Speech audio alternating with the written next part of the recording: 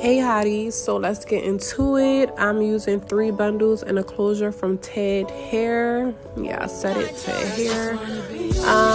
We're gonna get into it. So they gave me 3 bundles and a closure and they said do a little something. So yeah, let's see what we're working with. I saturated the hair first because I am about to apply color, and of course when it's saturated the color spreads. I'm doing a little something for Valentine's Day, Galentine's Day. Let's get into it. So I start to apply the color, and I always start from the bottom and work my way up, just to make sure I get it everywhere. But yeah, y'all, and I did this for 1B, and I'm using high color, which you mix with developer and not bleach, because bleach always does something to the hair.